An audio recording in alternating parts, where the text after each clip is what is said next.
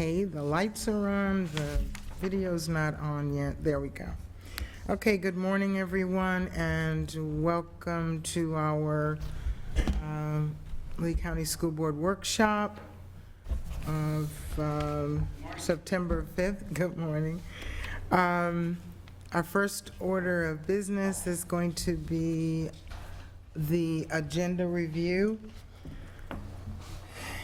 And we will do that so that staff can get in and out and get back to what they need to be doing. First, we have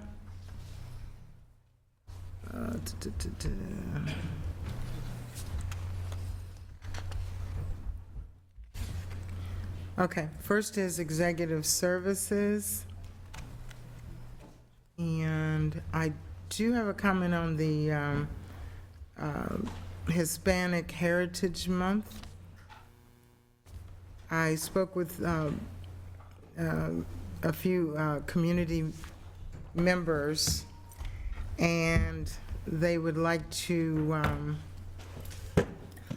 have this read. It goes from September 15th to September 15th to October 15th. So not at this meeting, but at the next board meeting, they would like to have people representing Hispanic Heritage Month here at our next board meeting. So I will tell you about that and some of the people in the community, and they would like to accept the resolution, to have a group here to accept that.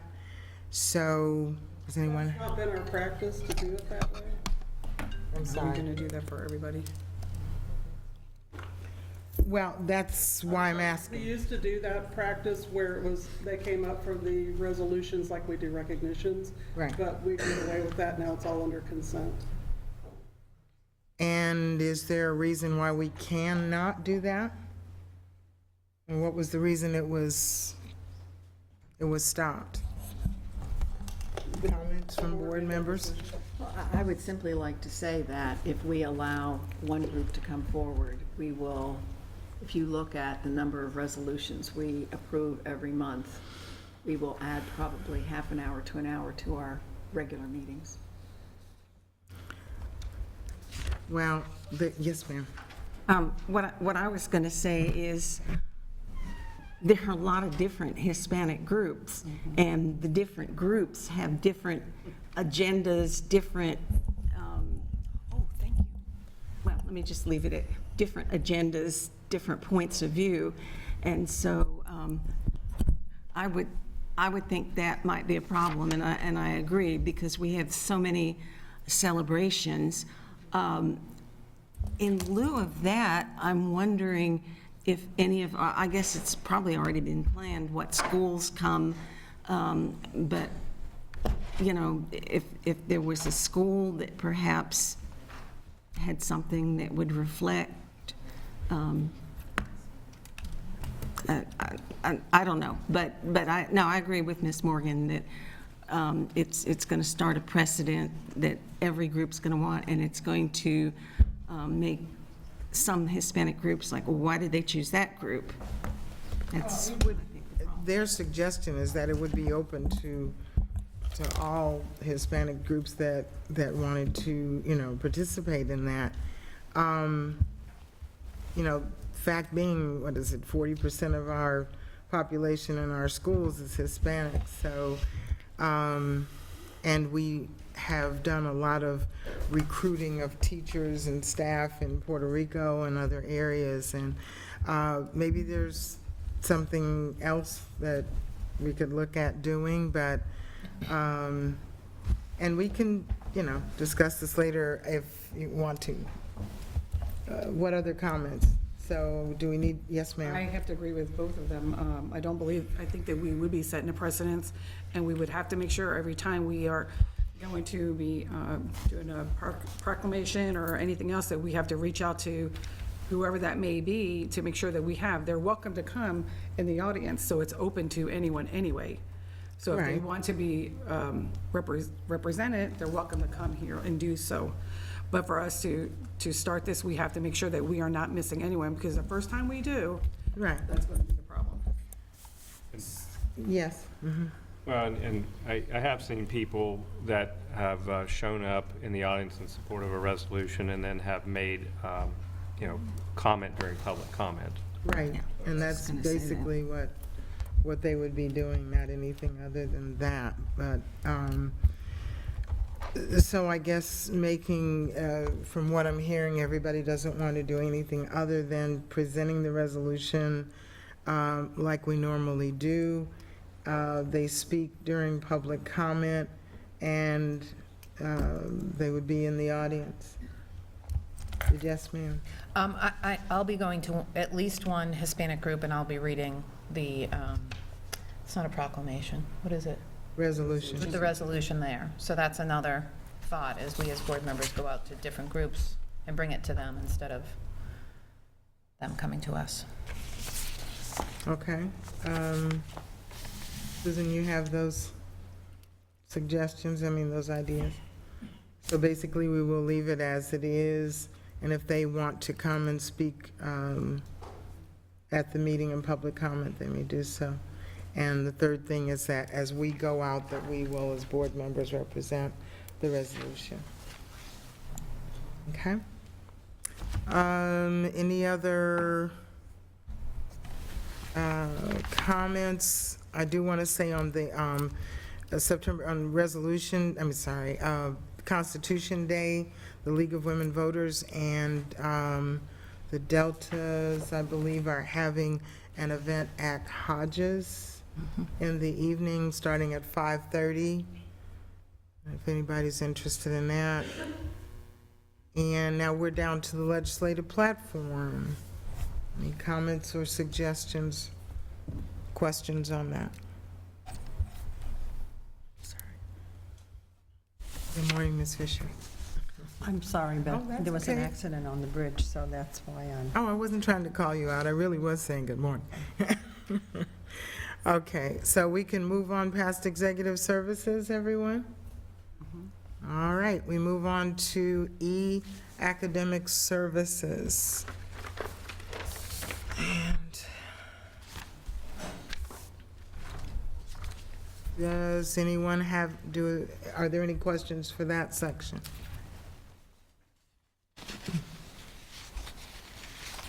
Comments? Okay, as we move on down to business services. Section F. And we do have a question on F1, approval of the final budget amendment to amend 2018-19 annual district budget. Question, and you have the paper there to see what it is. Superintendent, do you want to discuss that answer? I'll ask Dr. Desamores to come forward and help us with the response.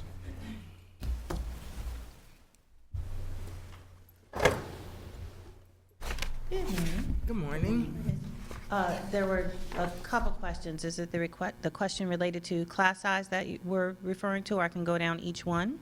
So referring to class size, the first question was whether we will continue to pay for being out of compliance, is how I read the question. And so I just wanted to make clear that our traditional public schools have not, since the inception of class size, paid a penalty for being out of compliance. That has not happened since the inception. We continue to be in compliance, and we anticipate that we will be in compliance with the class size as the rules stand now related to our traditional public schools. It is a little bit early in the school year for us, so we haven't received our first trial run for our class size reports yet. People are still getting their schedules all squared away. We just passed through our day 10 adjustments, so those adjustments are being made. We expect that we'll have our first trial run within the next week to week and a half, but we anticipate being in compliance. There was a question about the class size for electives. our DRA allocation right now is driven to have class sizes of between 35 to 37 in our elective classes at either the middle and or high school. And that is how the allocation is structured and Okay. has been for some time.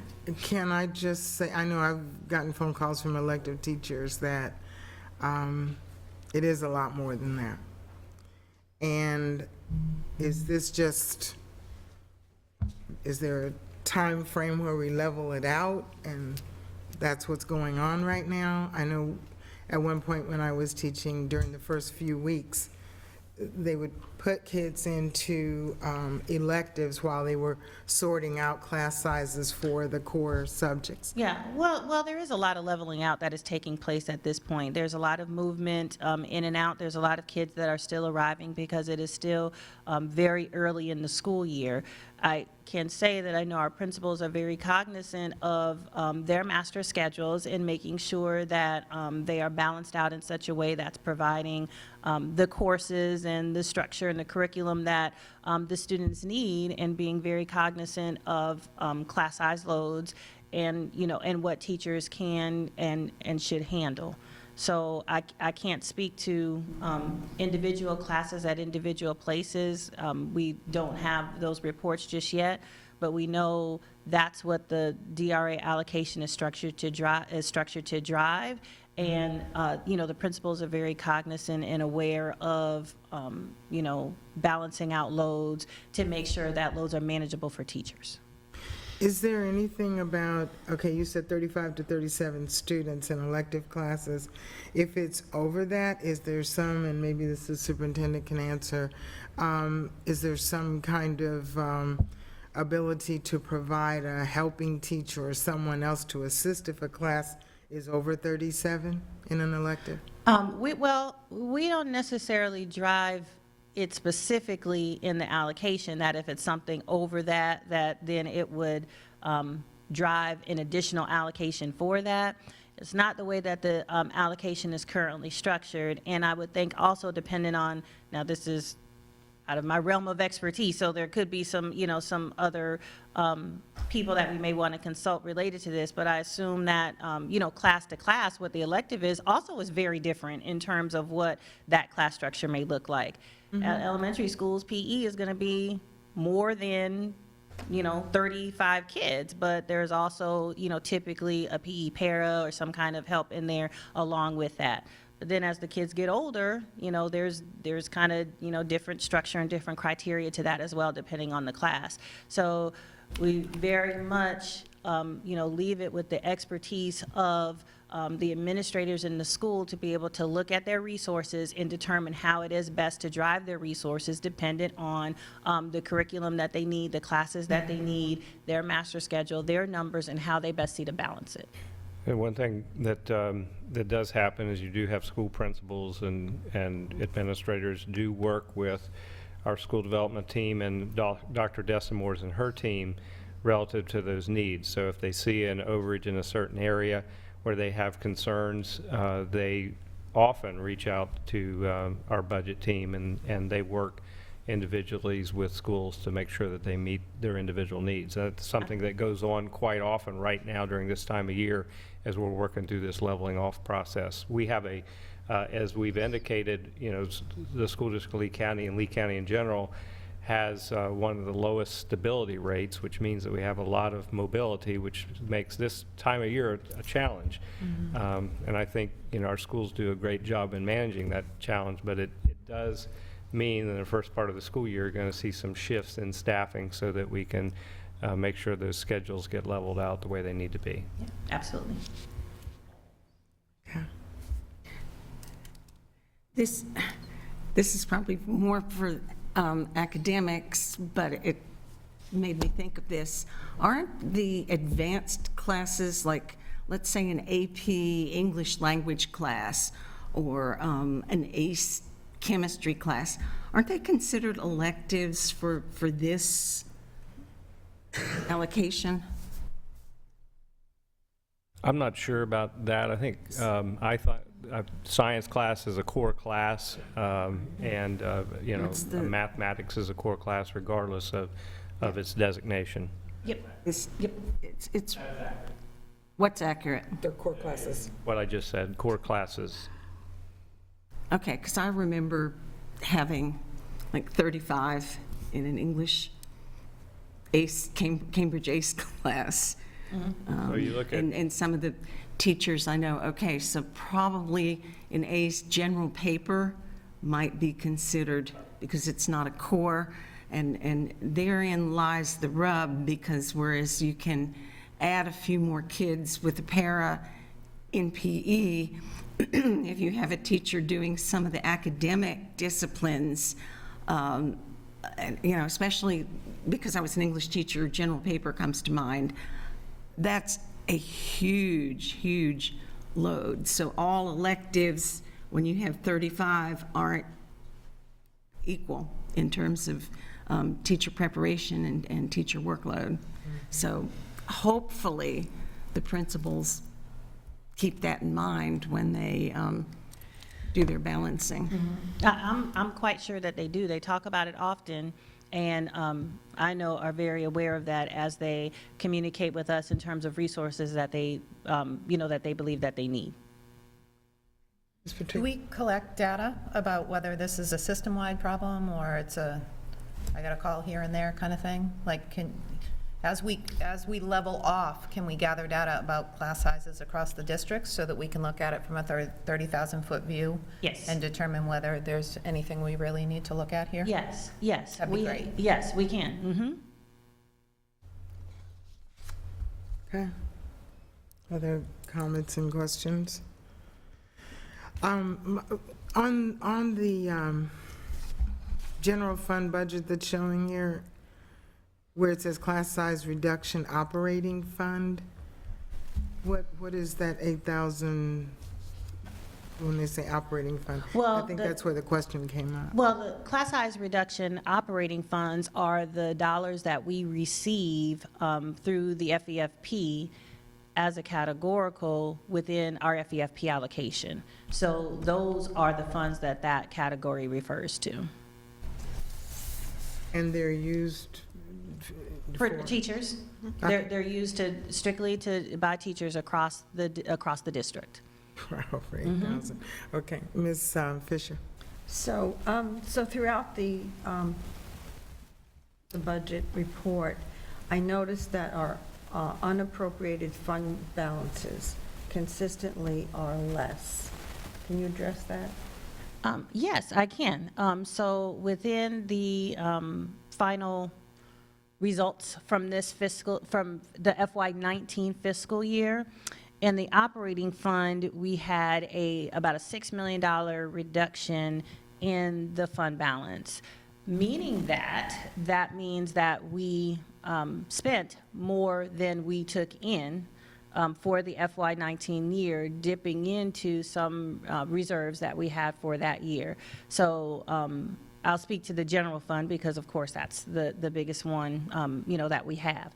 So the budget at the beginning of the FY19 year was structured in that way, actually. It was kind of the large, long-term plan that the superintendent discussed in terms of trying to drive more funds into salary was an intentional budget or an intentional decision to say this was what the results were going to be. And in the budget process this year, there were several things that were reduced and or reallocated in an effort to balance out a little bit more.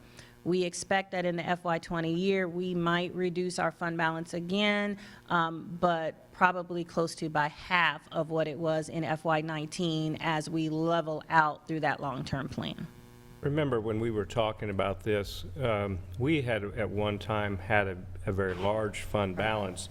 Right. And really not the best thing to do. If you think about, dollars that were allocated are really intended to be utilized in the year in which they're allocated in the classroom. So this was an intentional effort to direct those funds toward the classroom for, more teachers, increased compensation, et cetera. So, you may recall some of those discussions that we had leading into this budget year.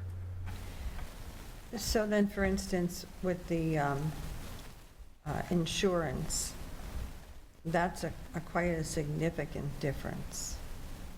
The self-insured plan, that's over 9 million less. So where did that go? I mean, is that more of a board? Can you show me? I want to know exactly where you're looking, so we're looking at the same place with you. Self-insurance fund, health appropriations, the last, it says BA 711 at the top, budget amendment final, health appropriations, balances and reserves. So the unappropriated fund balance Keep on moving down, yeah. as of, I'm looking up here with her, so Oh, she can okay. get on your Okay. page. Yeah, keep moving. yeah, it's all the way at the end. So we had $19,820,400. Then the change was negative $9,300,801.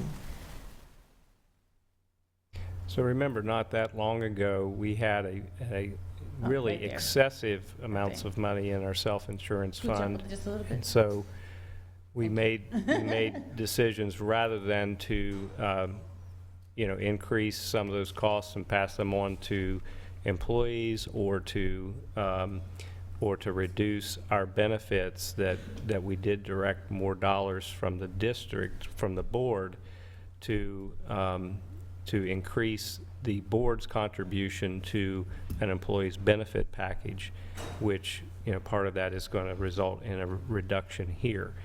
Now, we will continue to have to monitor our self-insurance fund moving forward, because there is, a set amount that it should be in terms of amount of dollars available for claims. I want to say it's 3 months in that fund, if I'm not mistaken. I mean, maybe you would know that 3 months. Okay, so we have to have a minimum of 3 months in our self-insurance fund to be able to cover claims costs. So, we carefully monitor that.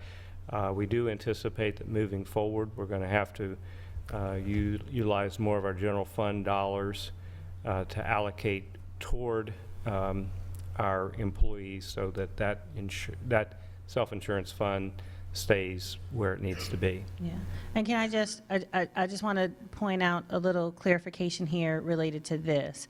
So this is the final budget amendment, which is the movement of budget, which is not necessarily reflective of where the final actual fund balance ended.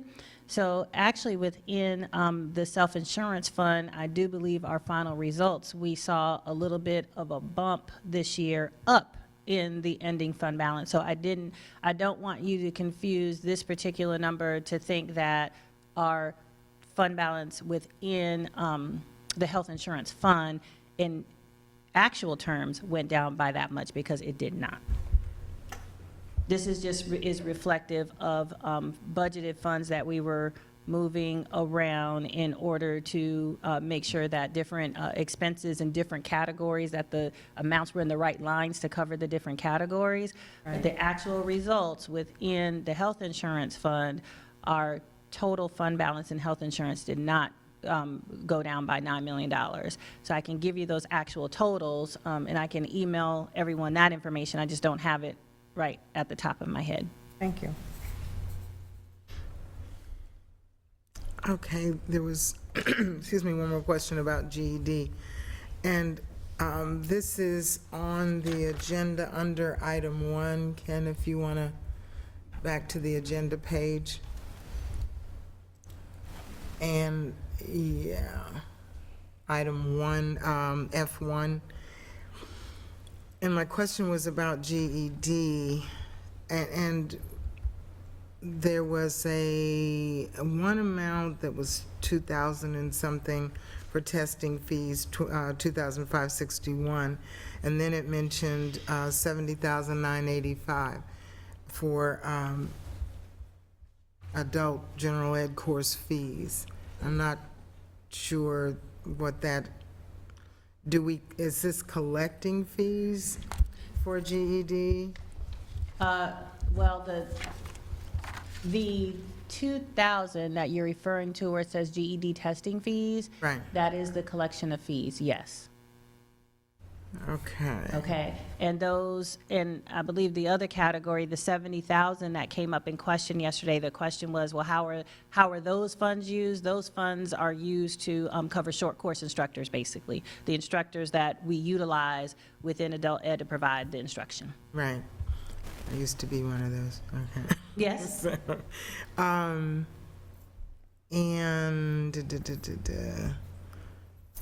do we have grants for GED testing? Like if there are people that can't afford to pay for the testing, is there any type of assistance for them? Yes, I believe there is financial assistance available for those who demonstrate that need. I can't say that I'm an expert on that or know, what those criteria are or where that come from, but we can certainly find the information. Okay. Anyone else? Okay. Okay. Thank you very much. And we are moving on to human resources. Item G. Morning. Morning. How are you?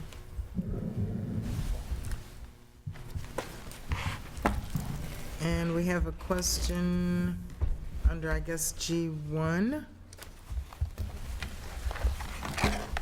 I believe, do you want to address that? Okay, so I can say the name of the one that the person that I'm questioning? That's okay? Is that All right, so proposed, Hold on 1 second. Could, I guess, Ms. Vaughn, if you could elaborate. But- well, there's a person proposed for a principal position, and I had some questions about why. I'd probably advise you to make it general. Okay. I would keep them. All right, so what I'm going to ask for first is, I do not believe, first of all, that we ever got a final report on the Fort Myers Technical College, the monies and who might be responsible on that, whether particular individuals that were there at that time were cleared of any wrongdoing. Okay, well, I would respond in this way. I think that, what was determined is that we felt as a team that we had enough information with a little over 50% of the financial transactions that the team had already touched or looked at, that the team could move forward with addressing the employees that were involved. The specific individual here named, without getting too much detail, is someone that, again, I would not put a recommendation forward if there was something that came out of that I was uncomfortable with this particular recommendation.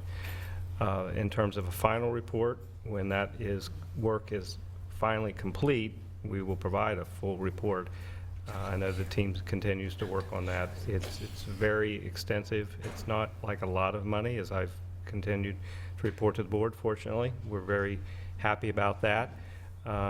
It does continue, however, if you look at transaction to transaction, there are multiple transactions, many transactions where you see there is a need to either refund dollars or try to recruit dollars student by student. So that's why it's taking so long. You're literally going student by student for an entire year. It's really difficult to impossible for me to express my huge reservations on this person in a public forum without being more specific. I asked some specific questions. I don't think they were answered via email, but I will say this, that all of us, I believe all of us as board members, and I have eliminated that email back in, it's been several months ago, we received an email from this individual that I considered to be a rather bitter, angry email, placing some blame. And that's why you're looking puzzled. Did you not get that I email? don't know what you're talking about. Well, that's why I'm saying it's very difficult. So let me address at least a portion of your question. Our intention is to answer all of the questions that you have written. And, we can either do some of that today and later in a follow-up. But the specific question, I was not aware of that email, so I've made a request to It was have this there. email. Dr. Pruitt and I talked about it. We've asked for our ISD team. I know that Dennis Olsterhouse is looking for that, and so I requested that, and that's something that Dr. Pruitt and I will look at before you get to this decision on Tuesday Okay. night. Is this individual currently employed by the district? No. Okay. And see, and it's difficult for the rest of the board members to understand if they don't remember this email. And I would ask that, we didn't get a resume on this person. People are not, many of the board members are not remembering the email that was sent out. The person is not now employed by the district. And it just gives me some grave concerns about supporting that individual because of these things. I just got a notice that the email they're unable to locate such an email. Can And you can I- guide us as to Yeah, what our basic- legal authority is here with regard to hiring when the superintendent makes a recommendation? Please? So,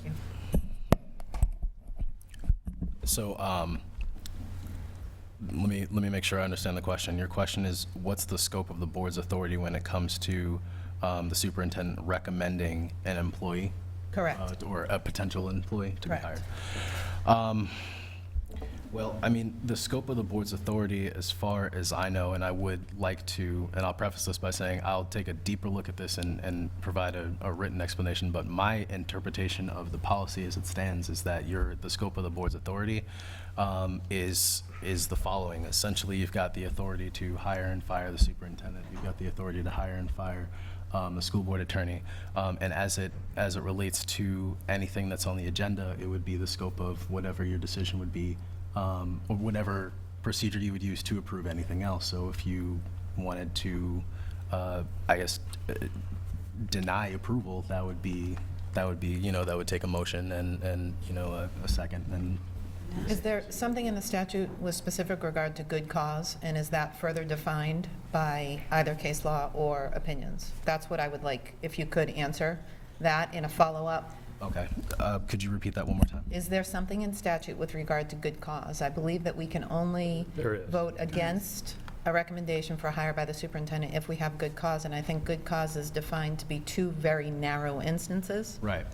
That's what I would like, if you could put that in writing for All right, I us. further- And And Dr. Atkins, it- if you wanted to continue. I'm Absolutely. sorry. What I was going to say is I'm very well aware of exactly the reasons I'm why asking for myself, criminal, Ms. Vaughn. well, it's, I'm asking for okay. my own edification. okay, we Okay, can we not talk over each other so everyone hears the whole? criminal or moral grounds is the way that's associated. I am just asking because we've been told as a board that we would see resumes ahead of time and we would get this information.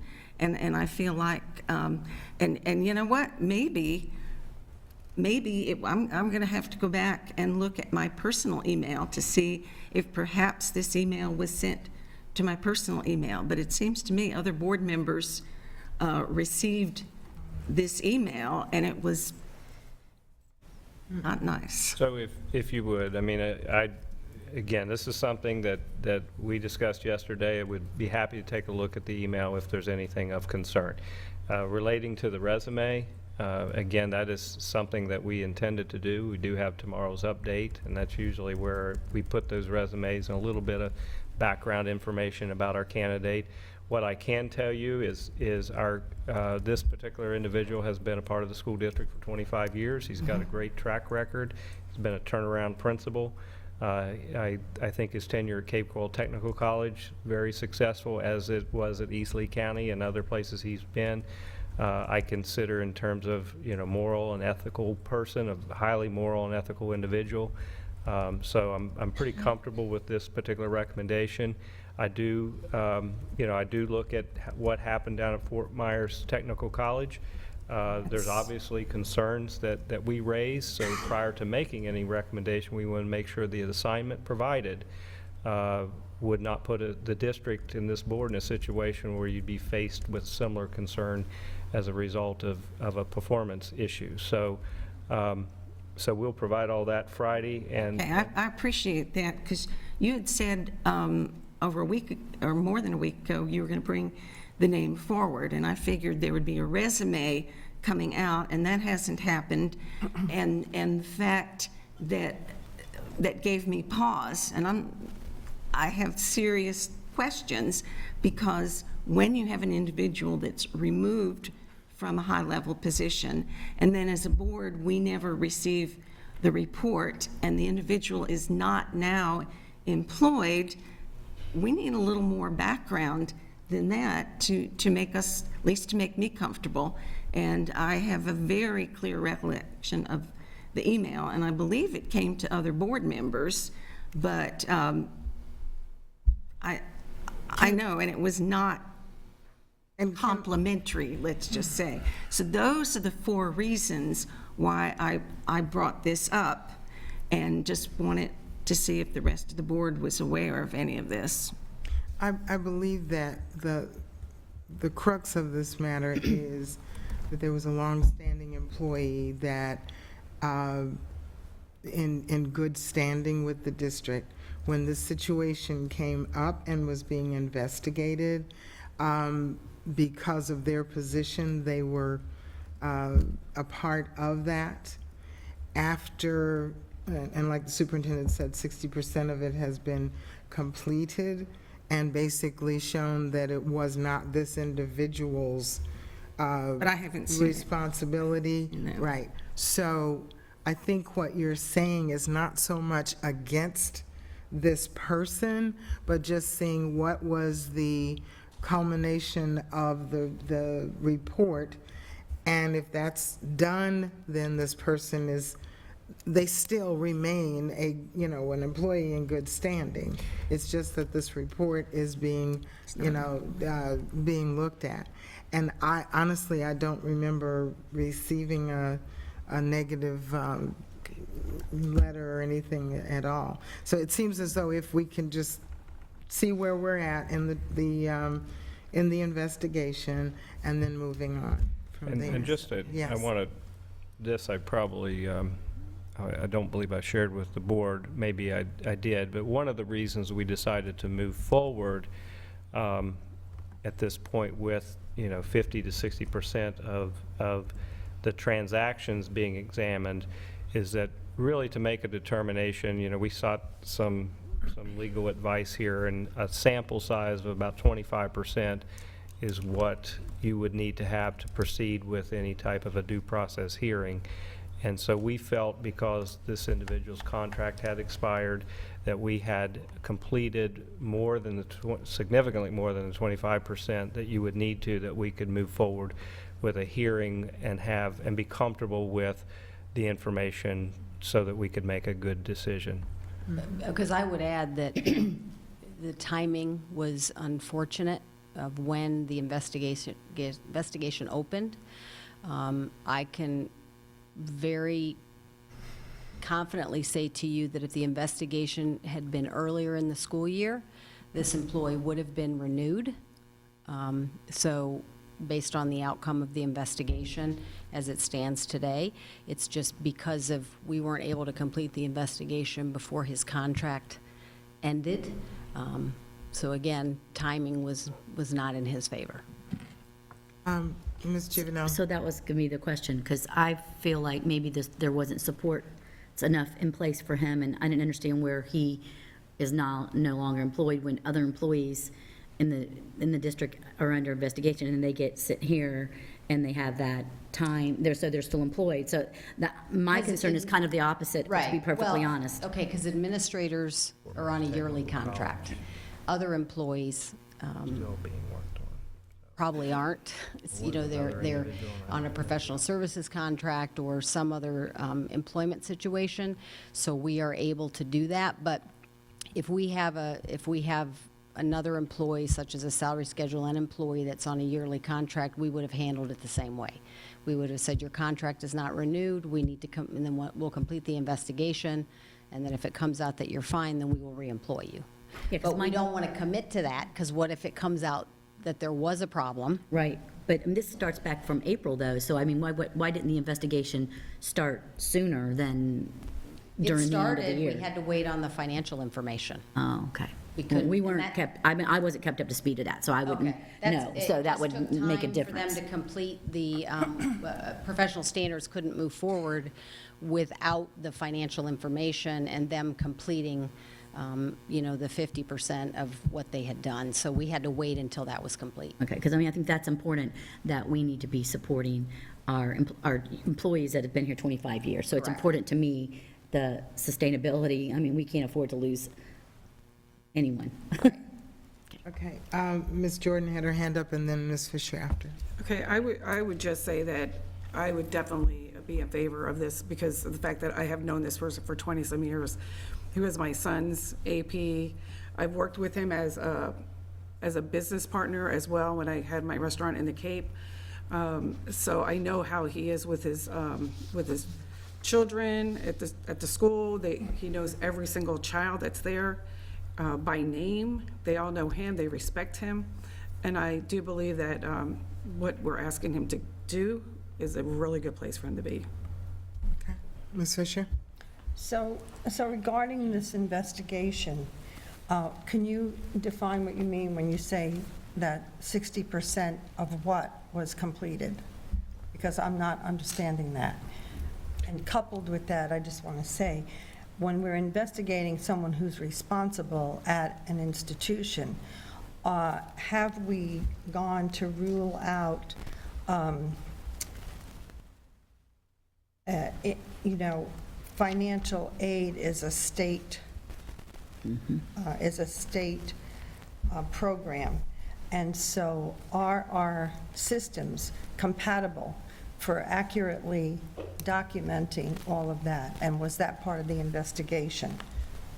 Did it include the focus system and other state systems like CAMSView and Banner? So in responding to part of that, and then I'll see if Susan or Frederick or Amy want to respond to any of the rest of it, but the percentage that were provided, you're talking about student records, you know, auditing student records and payment transactions relative to a particular course. So you have, you know, hundreds of students that attend that school, and you have, you know, tuition, grant, and other dollars. So you have to look at each of those individual records in order to make a determination, was it appropriately funded? Did the student receive the grant funding that he or she should have received, or did they pay the tuition that they should have paid? So you have to look at those individually. That's what that was referring to. Yes, and to address your question of whether the investigation looked at the systems that we were using, that was... Post-secondary data management. Right, and that was part of it. Focus is the system that is used at the post-secondary sites to track that information. Part of what came out of the examination of the records and the process was that some updates to the system did need to be made, or some modifications to how the system was being used did need to be made in order to expedite and make more accurate the accounting of all of the transactions that were taking place and that were occurring for each individual student. Okay. And so part of the end result of the examination was an examination of the transactions, but also an examination of the process. And the process was updated, and individuals were, placed, or new positions at those sites in order to help facilitate what should be happening to accurately capture each financial transaction for each student. So then what's the result of that? This is just happening, so the results remain to be seen, right? We have to make sure that our new process is being followed, but part of what the follow-up is there is a dedicated person that is just for oversight of the financial transactions related to financial aid and related to other things that are specific to our post-secondary sites at FMTC and CCTC, and PSA specifically. Oversight of those financial transactions and auditing as we go along of the process. So, that's just kind of been most recently put into place, so we have to see what that, how that bears out. In terms of the results of the examination of the transactions, what we were most concerned with, and what our examination found no evidence of, is any evidence of any fraud related to any of those transactions. So our examination did not show any evidence of fraud throughout the examination. So I think what you just said may have, short-circuited this, if there had been communication that you had no evidence of fraud in this whole situation, and then perhaps the understanding would have been, it's fine to go ahead and reappoint this person. So I think having that out there would have, yes. Yeah, and I was going to do a similar summary. I think we wouldn't be having this discussion if the resume had been brought forward as we've been told resumes would for these positions. And I know that Dr. Adkins been considering this man for a while, because you mentioned it in an earlier email. If we had, and when we look at the statute, it has to do with morality, and I don't know the man. I've never met the man, and so personally, I don't know anything about how wonderful or not wonderful he is, but considering the person lost the job and is not an employee of the school district, I suspected he wasn't, because I looked him up in the directory and nothing came up. So those three things alone gave me pause. And again, we wouldn't be having this discussion if this had been brought out earlier. And I know I, for one, am going to arrange to start having one-on-one conversations again, because honestly, I think as a board we need to deal with some tough questions. And since we are asked to vote yay or nay on the consent items, I cannot in good conscience, when I'm seeing some of those things, before things are cleared up, I can't vote, okay, yes, blindly, because it could have been fraud. And that would put it into the area, definitely into the area of criminal or immoral conduct, unethical conduct. So until we know, and I'm sure most of us on the board feel the same way, we don't know the person. What are we to think when we see these things if it's not cleared up? Okay, thank Well, you. And Okay. again, I'm always open to that, as you Well, know. I'm going to and, start. And that's fine. I mean, one of the things that is an advantage of some of the one-on-one meetings is that sensitive items like this one, you can keep board members updated, because you really, until something like this is finalized, you don't want to get this all out in the public unnecessarily. So, yeah, that would be fine. Okay, She was first, but I No, have, I'm gonna pass. Thank you. yes.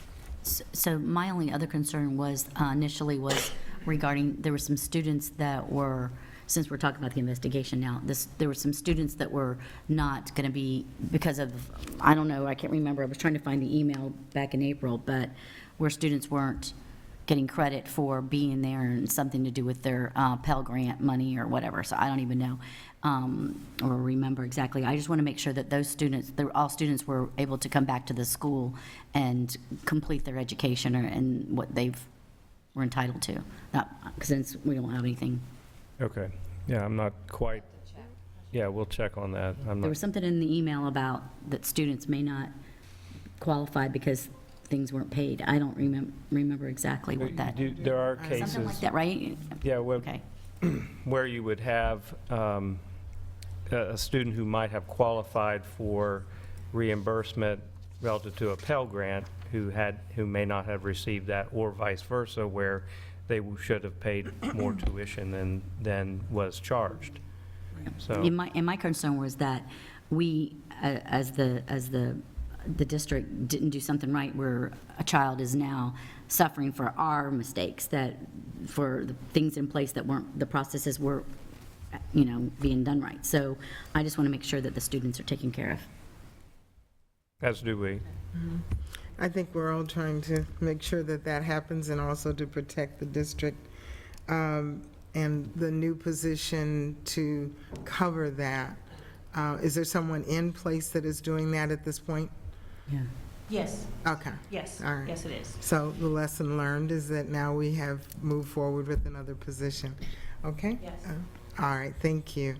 The other things on HR, and I sent the list, just for the record, I was asking for the interview documents for Challenger Middle, the current members that are on the AP and principal pools, and the policy for joining the AP and principal pools.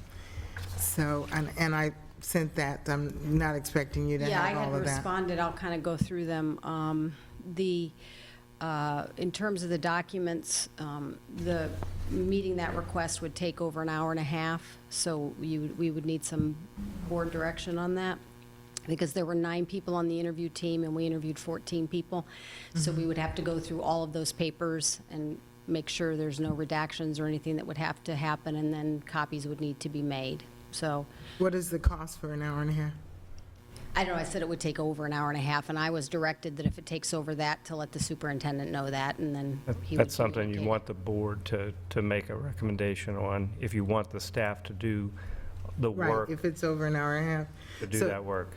If the board doesn't want to do that, can you let me know the cost? Because if it's something I want, I can do a public records request and I'll pay for it. Sure, we can respond to that. Okay. In terms of the AP and principal pool, that information's available to you all the time. I sent the link, it's on the Learn webpage, you can just go and it gives you the current AP pool and principal pool. We'll So put you can that in. access that at any time. We'll put that in the update. Okay. And then relative to the AP pool and principal pool process, we had said we were going to do a briefing on the whole process and how that was going to go. So is there something you want before that briefing, or? No, we just need to make sure, Jen, that we get that scheduled on the briefing. Yeah.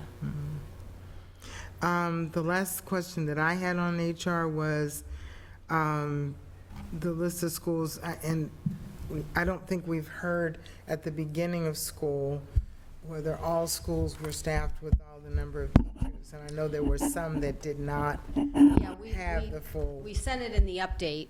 We did the thing by zone. We had sent, our total on the first day of school was, we had 24 core vacancies, and then 31 total, so there were 7 non-core positions.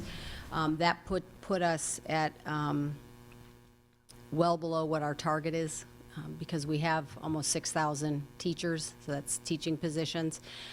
So we were at, our goal is 0.5, and we were at 0.3 for the first day of school, so I'm very proud of that compared to a couple years ago.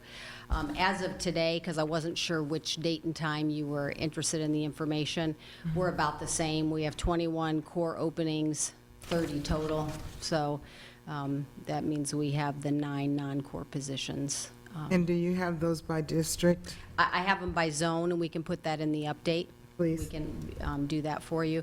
Okay. It's a moving target, so I always ask, what day did you want the information?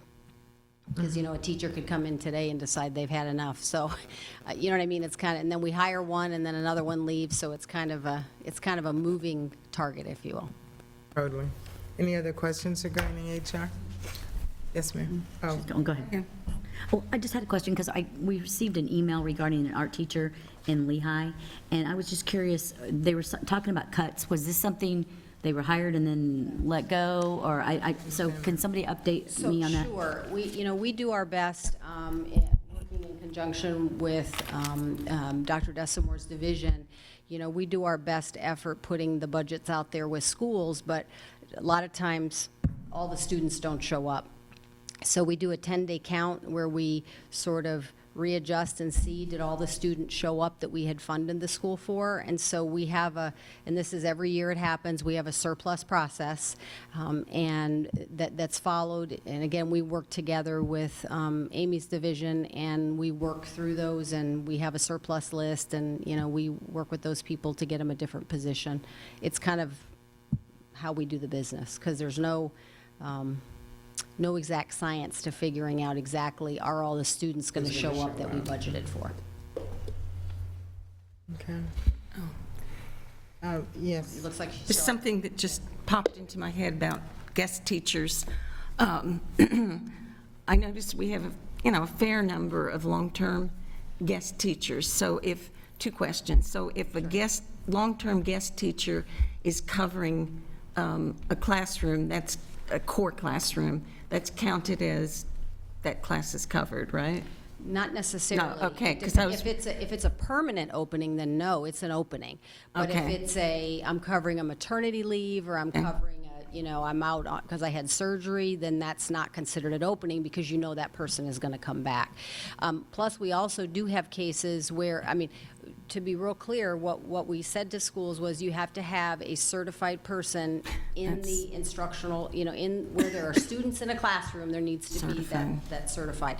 Again, though, I could have maybe some today because the teacher walked out, right? And Right, so- right. Right, but that should be captured in what my openings are. A certified teacher, but not necessarily certified in that particular area. They try, but it's possible. We try to ask them, who is it and what's the position, and we kind of keep a running spreadsheet of that, to do our best. But Yeah. again, with 6,000 teachers, you're. Right. No, I understand that totally, but, yeah, and it just goes back to our recruitment Right. and And actually, when we look at some of our comparable districts, this will be the third year that we've been in a better position than most of our comparable districts. That's So, great. yeah.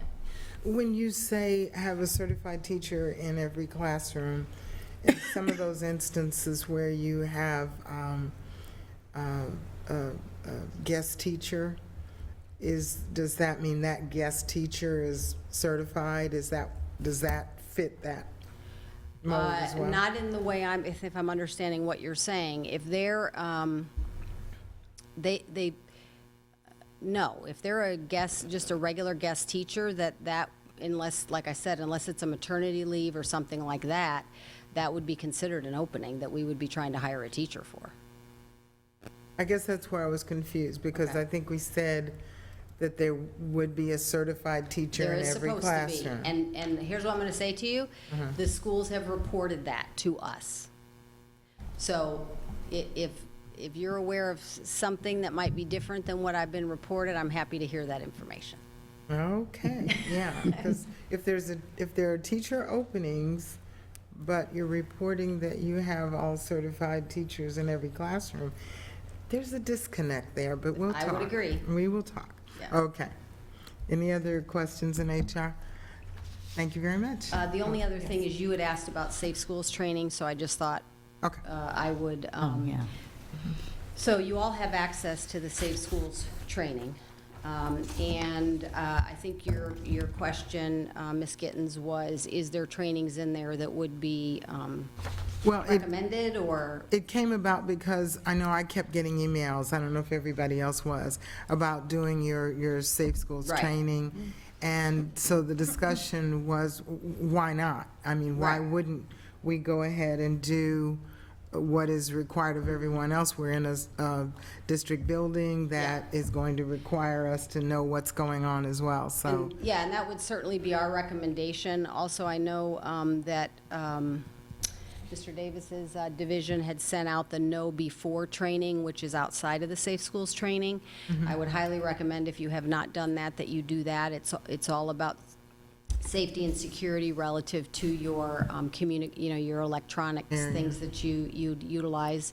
Can you send us just the list? Sure, And yeah. the links of what we need to do? Absolutely. And perhaps I should ask the rest of the group for consensus on whether or not we should take part in that, and first and then second. And I could just, all I can add is, can it be in the update? I mean, the link, I mean, that would be Sure. easiest, like, he's gonna have, so that's the most Yep. important, we get a lot of can do that. emails. I could also share with you what the required trainings are for each of the employee groups, if you just kind of want to know, what is it administrators have to take, what do teachers have to take, so you can see it. Because I would highly recommend, through the NAACP agreement, that you all take the diversity awareness staff-to-staff training. That was one of the things, and staff to students is the one, those two trainings came out of that agreement. So just so you could have some awareness of what, what staff is now taking each year as part of that agreement. Ms. Jordan? I was just going to say, I know we all receive those, but as individuals, we have the opportunity to take those classes or not, which I know personally myself, I've attended, and I know Ms. Morgan, Ms. Fisher has been with me, that we've gone to these outside trainings, because I do believe that we need to know what is expected of the people who work in the district. That's why I go, but that's my own personal reason why I go. I can't say it's for everybody, but I want to know what they know so that I can be assured what's going on with my grandkids. And Well- these are all online. Right, the Safe School, there's over 150 separate trainings in there, so it is a great, and it's a benefit that we have, for the district. So, yeah, I definitely, so we'll make sure that you have that link, and we can, does anybody need the re-link to the Know Before training? Yes. Should we also send Maybe just put it in Sure. an update and tell us prioritizing what we need to do. Thank you. But thank you for that. Ms. Patrica, did you have any questions about the master in-service plan, or are you good on that? Yeah, just if, in the future, can you make the changes red so that I don't have to read 944 pages? Well, all you have to read there is that first, it's on page 4, I think, tells you what the changes are. Oh, okay, So, yeah. perfect, thank you. Great, thank you. Okay, thank you very much. Then moving to information systems, and I believe Ms. Patrica has a question. Would you like to pose your question? But it was, why are these regularly budgeted items instead of referendum dollars? Right. So the items that you see related to the radio systems, there are some items that are purchased off that contract that are regularly budgeted items, and those would be things like the transportation radio system, not related to the safety initiatives. Now, when it comes to the safety initiatives, the funding used for each one of these individual projects actually is kind of fluid, because we do receive grant money, and we always go from the most restrictive funding to the least restrictive. So, for example, we anticipated that the majority of these would be paid from sales tax funds. However, we were notified on Tuesday that there's another safety grant that's going to become available to us. So we will, as much as possible, shift those to the grant to free up the sales tax funds, because they can use it for more of the projects than just safety. So if that answers your question. It does, thank you. Okay. Okay, thank you. Anything else under information systems? Moving on to operations.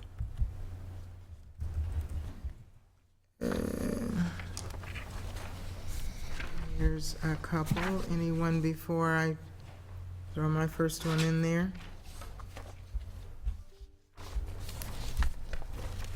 We have operations representatives here, Superintendent? You do. Let me find the item that you were referring to.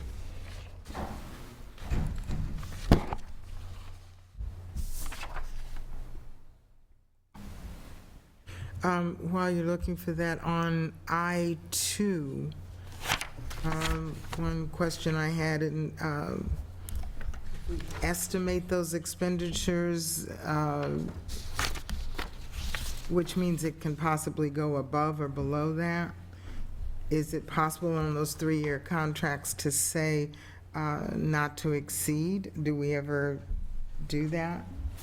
And on your handout, everyone, I was just looking at the 3-year contracts, and in one of the previous briefings, it was discussed that in the 3 years, each year, it is brought forth for review again. And I believe we were told that whatever that limit is, that a lot of times it's beneath that, it goes underneath. So my suggestion was to let us know on each one of those years, if it was 450,000, what did we do in year 1? And year 2, you know, how far underneath, or did we go above? Because if it's an estimate, we're kind of out there. Correct. And then as for these continuing contracts, these are multi-award, multi-project contracts. So this is different from your project for a new school where there's one vendor for one project. So as with our other expenditures that we put forth, we estimate an amount of actually the department estimates amount of the estimated expenditure for the year for all of the projects that they have lined up for those for that category. And it is to stay under that expenditure amount for the year. That expenditure amount is the maximum they would be allowed to utilize that fiscal year. So, go ahead. I'm sorry, go ahead. Yeah, so I guess it's just similar to each bid, contract, ITN that we bring forth that has a expenditure amount. So office supplies, we estimated an expenditure amount, and we cannot go over that for the year. That is the same thing for these continuing contracts. And going back to kind of protecting the district in this, if the contract says estimated, is it possible that if it goes over, the vendor can then say, well, you said estimate, there was not a limit? So that was my concern, the wording, the verbiage, estimate. Right, so we have processes in place to prevent that.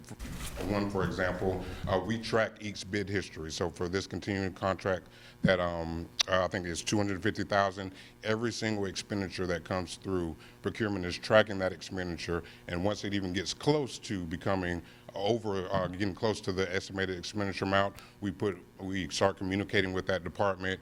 Hey, you take a look at this, you're reaching your estimated expenditure, and that, as you've seen times when we've come to the board for an increase in an expenditure, and that's when we kick in that process. At the same time, that department is also tracking that expenditure as well, making sure they don't go over the POs that they've already been issued.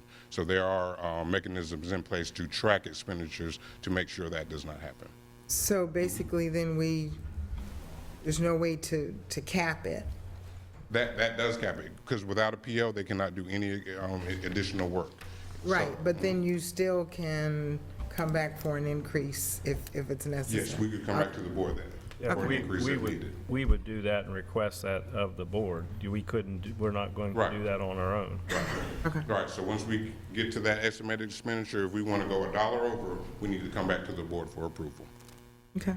Is it possible then to have that knowledge, though, the amount that was spent for that particular year? Yes, and I think we provided that yesterday evening with the, this was year 2 that we're going for approval. We have provided the year 1 totals. Do you happen to have that one for year 2? Real quick.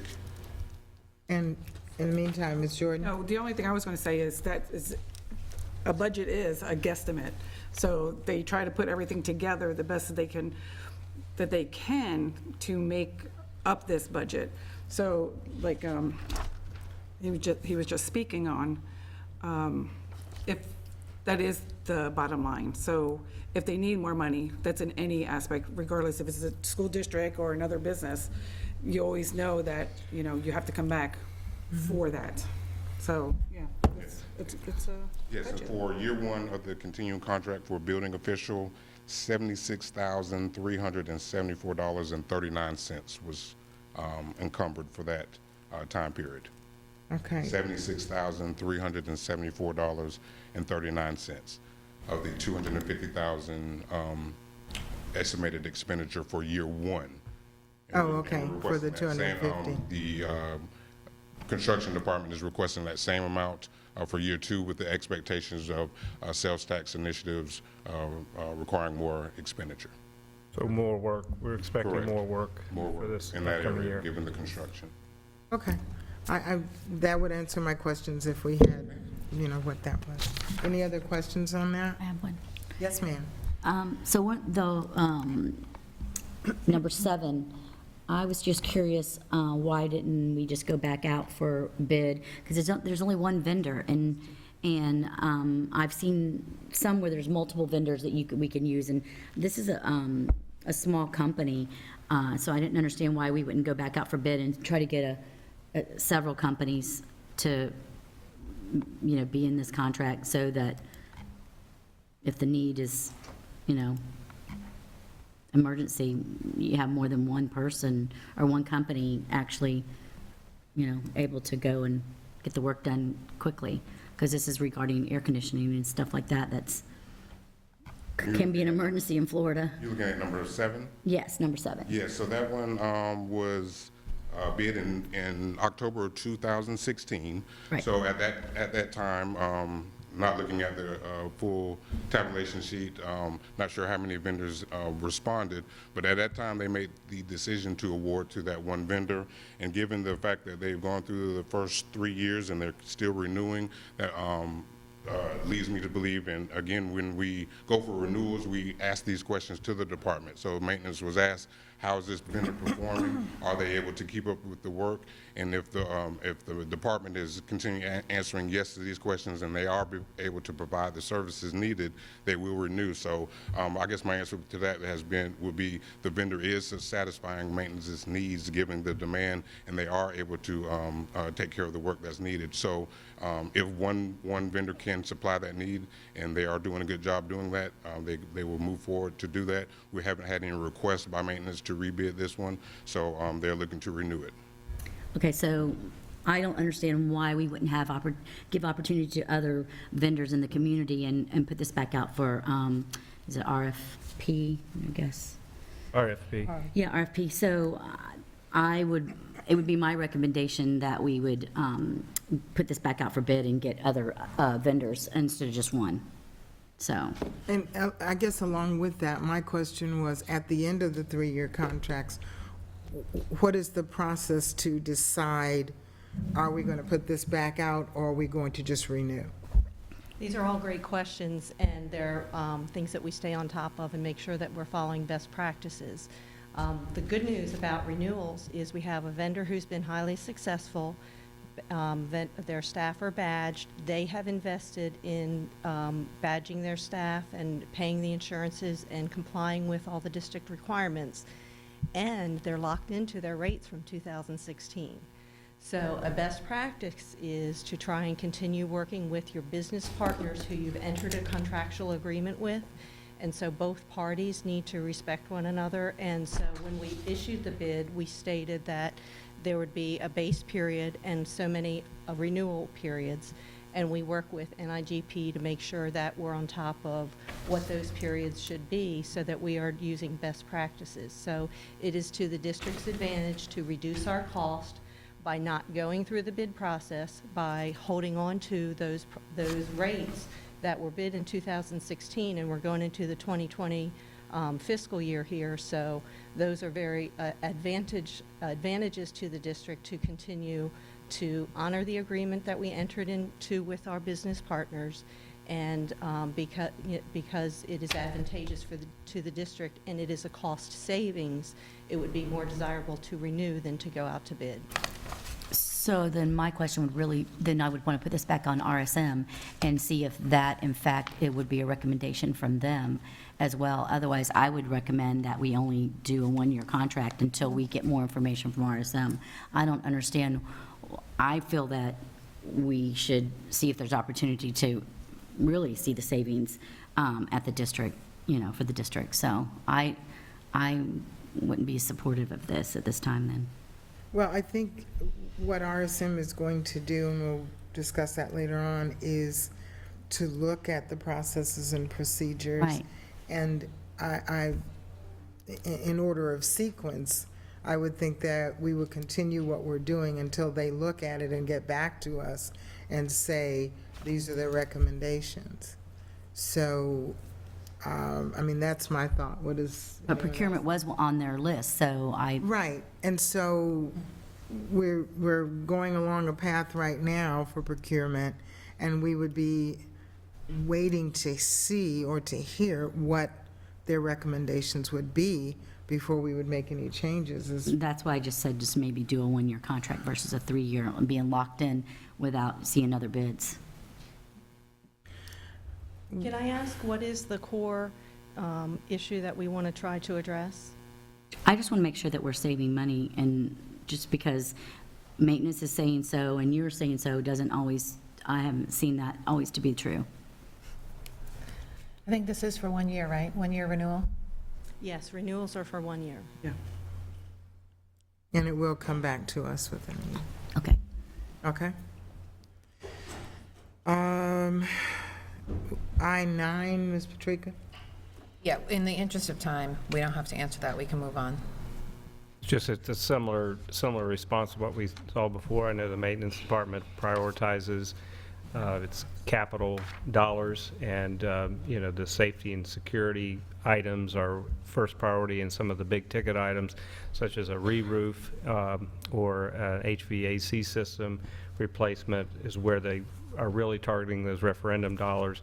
This is a controls one, and so that's where they're using just their typical capital outlay. Just want to make sure we're keeping Mr. Mazurkowitz and the ISOC committee busy with those referendum expenditures.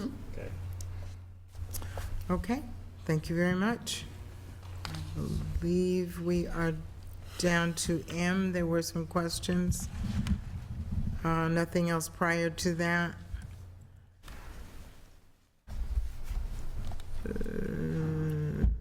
Public hearings, M2.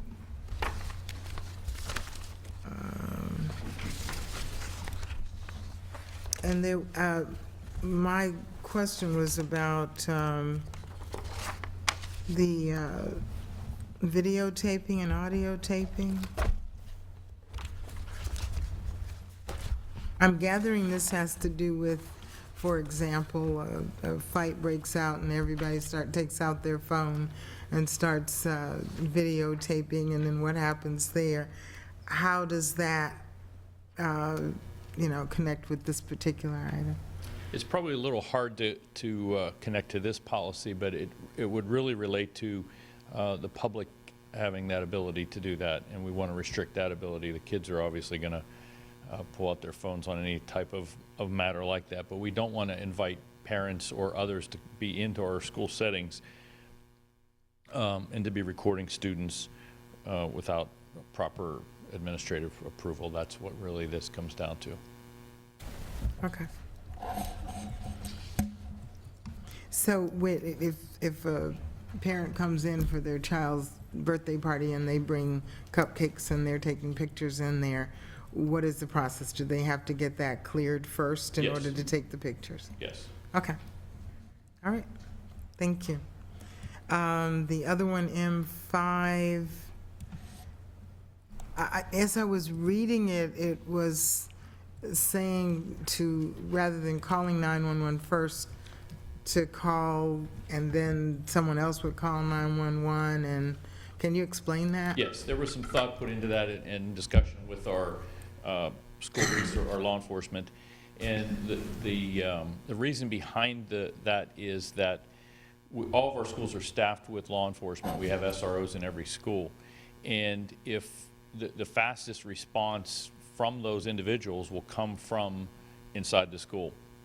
So if a school teacher or somebody, a staff member calls the office has radio contact with the school resource officer. So it's actually lessening their possibility of putting it into jeopardy and increasing the response. Okay, thank you. M7, I don't know if that was mine. I don't know who had M7, Superintendent. That It's assessment mine. teams? I had a lot of questions on that. Oh, Ms. Vaughn? Okay. Yeah,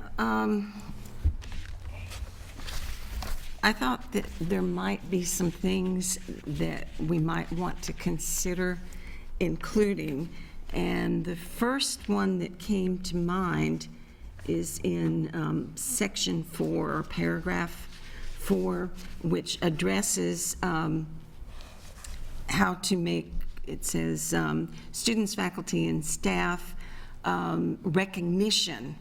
Okay, I didn't see anything in here that would be a procedure for those same people, students and staff and teachers, coaches, et cetera, to confidentially, and that's a really important word, go to the team. What would be the process, and is there a reason that that was left out? No, there is not. There is a way to anonymously report it, and we understand that's a fact of life in these types of situations, that we have that availability. We want folks to report, and the recent addition through statute is the Fortify Florida app. It's a mobile app, and it also can be utilized online. This allows individuals to report anonymously any concerning or threatening behavior. And we put that message out both internally and externally in our communications.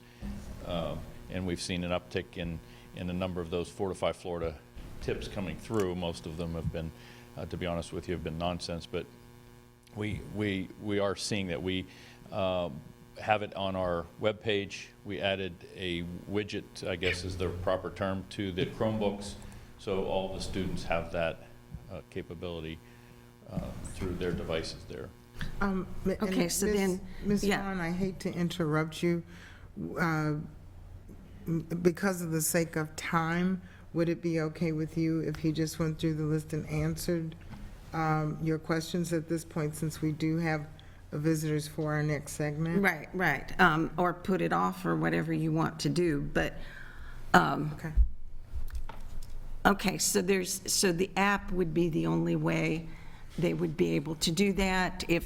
So for instance, what I was thinking of is maybe somebody sees something, and the confidentiality for me, especially with the kids, because if a child who is a threat learns that this other kid narked on him, that could be a very serious situation. I mean, there are times when, maybe they go in the bathroom and they see something really alarming in the bathroom, actions or words. And our teams are trained to treat that information confidentially when we interview students in those regards, but we can't say, give a blanket statement that anything that they say would be held confidentially. Obviously, that's a major consideration when we're dealing with students.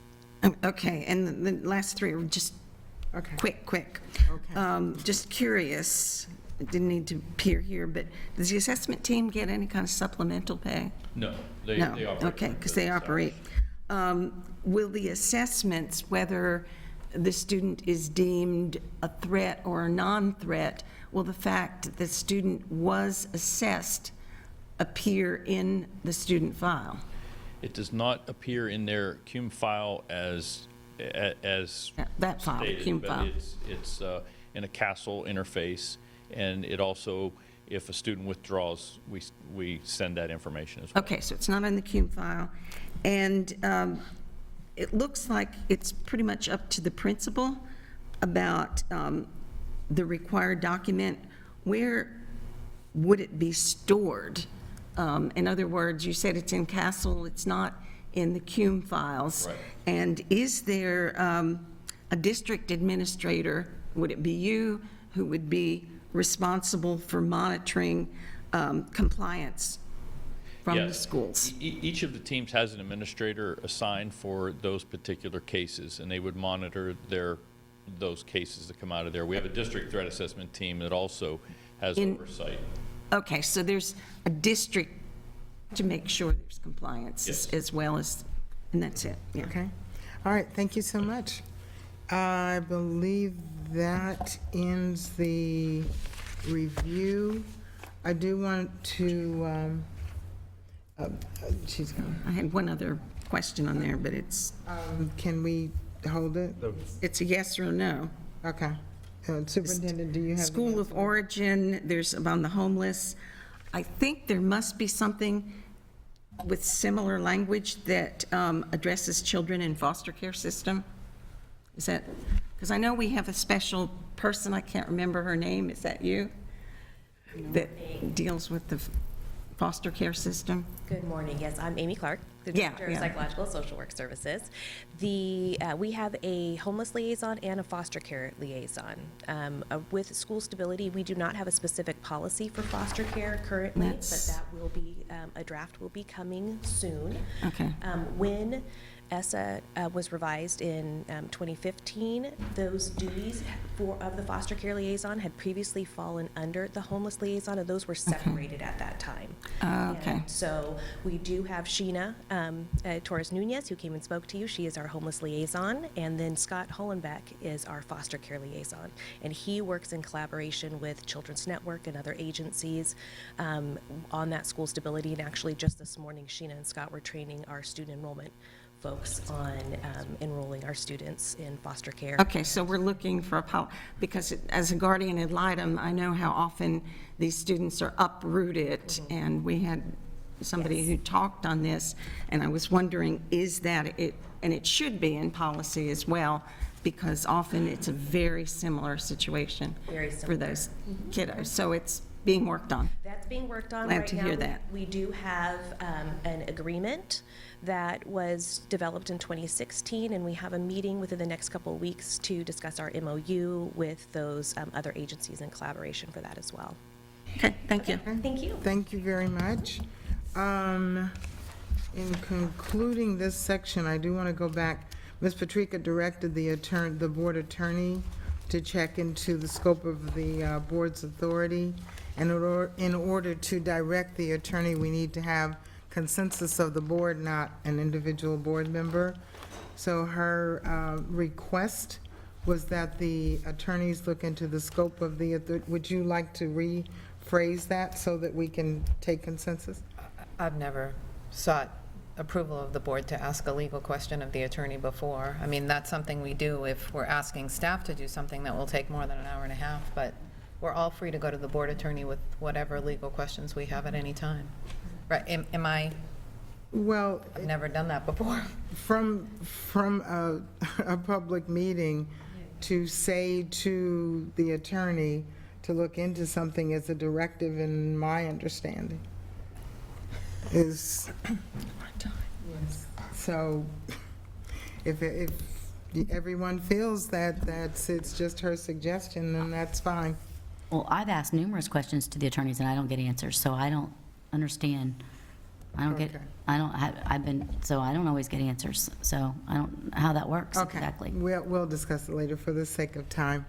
Okay, moving on to the next section. When I worked as an avid coordinator and teacher, one of the 7 habits from Stephen Covey is to seek first to understand, then to be understood. I say that because I wanted to have an opportunity just to share a suggestion, not asking for discussion. We need to take consensus on having a training, whether it be a workshop, whether it be a half a day or a day on our reorganization. In preparation for that, I wanted to present some suggestions for you to think about. I have talked with other districts and different individuals like through FSBA about these suggestions and their feasibility. So I just want to take a minute to present them, and then you will all have them. This is a revised version, so we'll send that out to you afterwards. Can you put it up on the front right here? I'm sorry. It's not the one that we were handed out, now it's a new one? No, it's a different one. Oh. Thank you. Okay. It's basically, okay, I just have to address this. When I just said, seek first to understand, then to be understood. We are all members of the board. We all have an opportunity to present ideas and thoughts and suggestions, and I think that we should be respective of that. If you can follow along the screen, it's similar, but there are a couple of changes. There's three main things. The suggestion is that since in June, we have to do, actually July 1st, we have legislative requirements that we have to have for consortium, for FSBA, and all of that. So we have that position from June 19th to June 2020. The suggestion is that we look at aligning our reorg with the fiscal year. That is basically that suggestion, that the liaisons and everything be done with the fiscal year, just as the advisory boards are being done as well. And I'll explain that. In our policy and statute, the only thing in November we have to do is technically to send the name of the chair that was elected to the DOE. A suggestion is, since a lot of other districts don't have a vice chair, so the suggestion is to have that position rotating, that all the members, I'm sorry. No, I'm talking to myself, sorry. Okay, I'm just presenting it. You guys can ask questions, dig it apart, whatever you want to do later. I'm just presenting a suggestion. That if, instead of having a vice chair, that we rotated that position so that throughout the year, everyone would have an opportunity to chair a meeting. It is a suggestion. That's it. And we can discuss it at our workshop. The other thing is, again, moving the selection of all legislative liaisons and all of the advisory board liaisons to June, and to coincide with all of the consortiums, FSBA, and the fiscal year of our advisory boards. During an election year, it's possible for, let's say for this next November, we would have new people on the board. So when they come in, if we were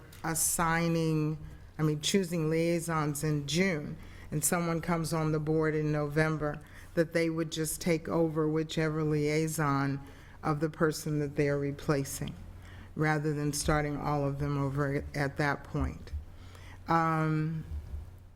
So basically, the three things are looking at aligning to the fiscal year, looking at rotating the vice chair responsibilities, and aligning with our other organizations that we are a part of. If you have questions, you can get them to Susan or whatever, or to me, or check with other districts, check with FSBA like I did. So as a result of this, I would also at this point like to ask, it was suggested by Ms. Morgan that we have a full day of workshop on the reorg.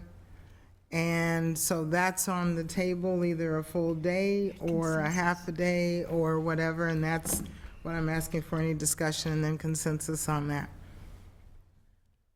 Yes, I thought we ma'am. agreed on that already. We did. On a whole day? Yes. We did. Yes. Okay. I don't recall that. Okay. So we will put that on the calendar then for a whole day. Okay? Thank you. The last thing we have is the legislative piece. And who is going to present for that? Superintendent? I wasn't planning to actually present it, but, you know, the document has been provided to the board. We, I think, do have the ability to have Carol and Ashley.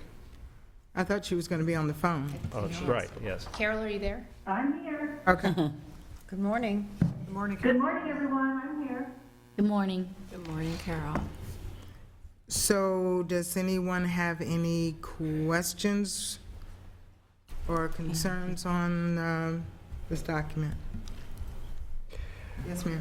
I'd just like some explanation of the tiers on the health, which I'm very much in favor of. Tier 1 proposal, Tier 2, Tier 3. I'm not So sure what that means. Dr. Atkins, are you going to take that, or do you want me to? we can make it a team effort. I'll start out and try, and then you can fill in the blanks. The reason we presented a tier approach is the first approach is kind of our best wish list. And so we put that forward, but we really want to get a feel for what we believe is possible. And so one of the things that the board could do is to give Carol the flexibility to talk to our legislative delegation and make a determination. Is $2.5 million just simply too much to ask for in the initial?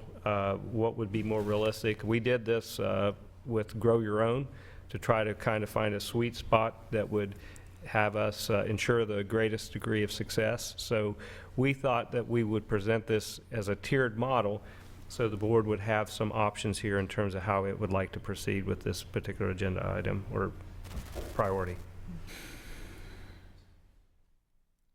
So in other words, we're going to go for number 1 and hope maybe to get 2, but hopefully get at least number 3. I mean, Is yes, that basically it? Yes, I mean, the board wasn't could sure. just say, you know, we want to go for broke and go for number 1.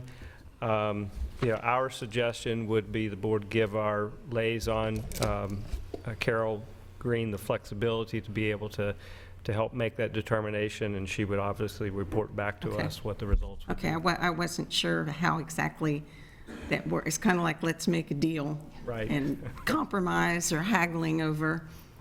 Okay, okay. Carol, do you think that Tier 1 is that, you know, sometimes when you come in too high, I guess if, like, those of you that are realtors, if the house is 300,000, you go, I'll give you 150 or something, it's going to insult. Do you think it's just going to be too much for the blood pressure of the legislators for that first one? What do you think they might be open to? Vaughn speaking, isn't I?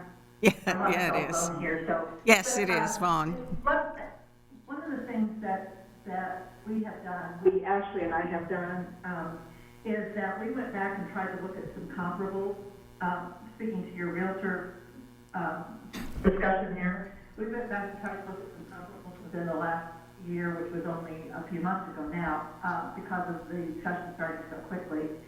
And in doing that, that's where we decided, well, wait a minute, we need to have some flexibility here. Obviously, all of us want to have the Tier 1. That's our blue sky.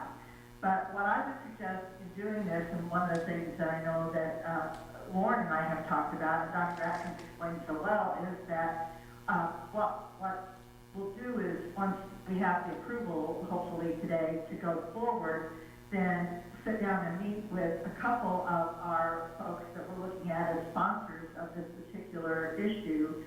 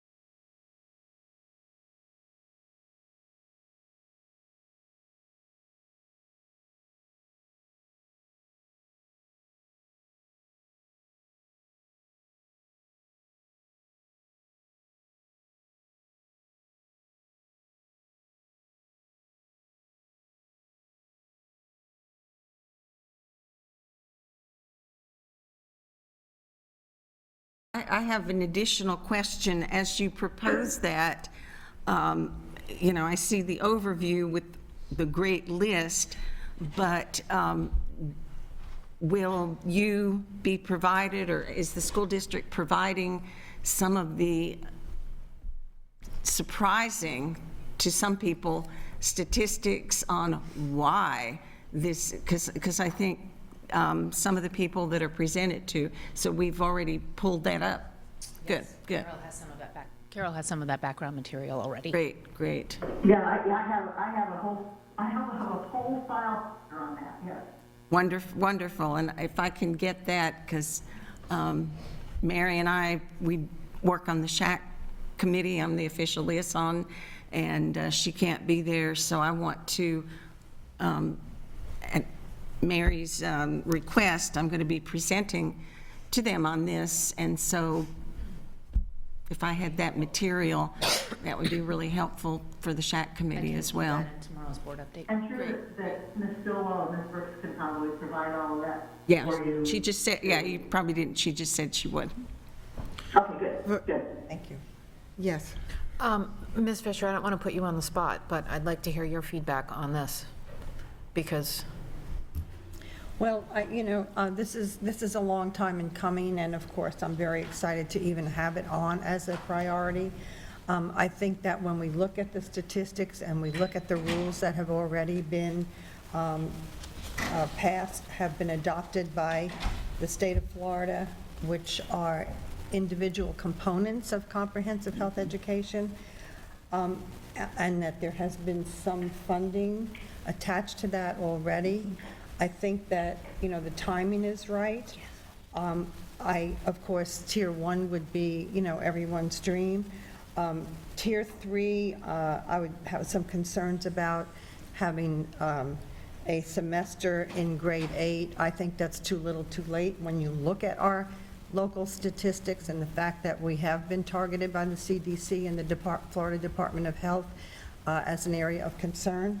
So in respect to Ms. Green and Ms. Stasel, suggesting that we go for all three, present all three, and then continue to meet with our lobbyists and provide input to them. I think that's the best way to go, because we want, we're going to need something, and I think essentially, my big thing is, could health ever be a core subject? Because it is so important for lifelong living skills. And the other thing is, could we develop it gradually? And the other thing that gives me angst in Tier 3 is the option continues district-funded sixth grade health in schools which choose to offer it. So if we have a problem in Lee County, and we have the majority of the students attending our public schools, I don't think it should be an option at individual schools. I think that it is a need to help our community, to help us to develop options for our students that would prevent a lot of the STDs, teen pregnancies, and substance abuse that we have currently impacting our kids. So either way, I would not be in favor of it being optional. But other than that, I plan to continue to contact Senator Pasadomo and our other legislators to share the statistics, to share the possibilities of the return on the investment. I was thinking about one thing. A couple of years ago, we changed our alternative learning center to the Success Academy. So that was $2.5 million that we spent on less than 5% of our student population. Why then is $2.5 million too much to spend on our entire student population? So I think that, for the sake of time too, I think the question on the table is whether we as a board agree that Ms. Green should be able to use either tier 1, 2, or 3 as a, I don't want to say bargaining tool, but negotiation tool. Ms. Green, am I saying that correctly? What we're looking at, Ms. Gibbons, what we're looking at is to make sure that we have some flexibility in being able to massage this. And as far as, without having to come back and have a full board meeting to say, let's make this change.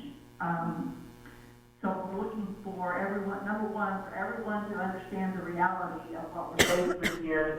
The comparables that we've looked at, we've not seen anything in the last year that has been accepted into the budget for more than $900,000. There was even one project that was accepted for $100,000 and got vetoed. So we're trying to find, number one, we'd like to have this veto proof. Number two, we'd like to have this be something that actually gets into the budget. And we'll be working on that not only with delegations, but also with Mr. Corcoran and Mr. Oliva to be able to see if we can't get some buy-in automatically from the Department of Education. So just so you know, we're working both angles on this right now to be able to, will be within the next week, when we have your permission, to be able to go forward. And obviously, we want to push for as much as we can. Right. If some of the things need to be changed in regards to Ms. Fisher's comment, then that's something that would rely on the board and the staff, with Ms. Stillwell's input and Ms. Brooks' input, to make those changes as per her concerns. So you're basically asking to be able to negotiate the best Correct. opportunity. Massage the best. Right. We obviously all want tier 1. Madam Okay, Chair. yes. If I may, I believe that the legislative priorities are on the September 10th action, for the action meeting. I think it would probably be more proper if you're going to approve with that sort of authority, probably to do it then. Okay. Not saying that you, Right. agree or disagree now, but, Right, at that point, right, I would and do. that's- Even if you're informally saying that she may, I would probably suggest that you. And getting consensus to formally do it on the 10th. Ms. Morgan? We don't have any meetings, I apologize. There won't be any meetings set before that anyway, because actually the legislature starts their committee meetings on September 16th, so that's when we're really, the old saying, the rubber hits the road. Okay, Ms. Morgan, we'll make that our final. Yeah, I have no problem with what you're recommending. I think it's fine. My concern is that you're excluding charters. And by excluding charters, are you basically getting people's backs up before, given our legislature, before you get to make your presentation? Charters are already excluded from Excuse these me. requirements. Did you have a That may comment, Mr. be, Chick? but we're effectively discriminating, in my opinion, or the perception will be we're discriminating against a particular part of the population. Okay, did anyone else have a comment on that? Okay, so as the attorney said, we'll be voting a hard vote on the 10th. If there's no other questions, yes, ma'am. So the only thing I would say in regard to that is that from the state level, I know that Governor DeSantis' wife is a big advocate for this and has been behind the rules that have been adopted. And I know that they have automatically excluded charters from a lot of the requirements that public schools have. And I would say, though, I appreciate Mrs. Morgan's comment regarding that, because I would rather just leave that out. Right. Not mention that. Right. And because they're making the rules at the state level regarding the charters anyway. So I think that we might, I don't want to use the word offend some people, but some people who are very charter friendly may be. By adding it in? By adding that, just, charter's not included statement. So I don't know what you think about So it. we can take out that part of it. I mean, that would be up to the whole And then group. Lori but, yeah. was going to address a little bit of what you had mentioned about grade 8 and the tier 3. Okay. Okay, and we. I couldn't hear all that you said except grade 8, but I was going to say, did I understand you correctly, Ms. Fisher? Because I kind of saw the same thing under Tier 3. Would it, Where it says no, but, okay. no, under Tier 3, number of middle school students in grade 8, might it not be better to say 6 or 7? Because you had said before, too little, too late. And most of the kids, if they're going to take Hope in high school, it's heavy duty in 9th grade. So I'm thinking if it were 6th or maybe 7th instead of 8th in this one line, I'm curious what your opinion would be. I mean, if we have to go with that one, would that make it just a tad better? Yeah, Okay, let's. because we do need to move on for time. We need to move on. Go ahead. We had examined, and Ms. Roy is here, Alicia Roy, as you all know. Her expertise in the area of health was really instrumental in assisting us in this tiered proposal. And we had first looked at 7th grade instead of 8th, and we have some high academic demands in 7th grade as well, including civics with the EOC assessment. However, when you look at the health standards, and we examined that, the topics that we can cover, having scaffolded health in 6th grade, and then doing it again in 8th, we can cover a wider variety of topics, including the dating violence, which is required instruction, and some other topics that we are unable to really cover in 7th grade. And that was the reason we chose to really do 6th and then 8th if we had to look at a Tier 3 proposal. I just want to give you the short rundown of what this says. Tier 1, the state pays for 6th, 7th, and 8th grade across the board. Tier 2, we still continue to pay for 6th grade, state pays for 7th and 8th. Tier 3, we continue 6th grade, state pays for 8th. I don't know if that summary helped. That helps. That's excellent. Thank you.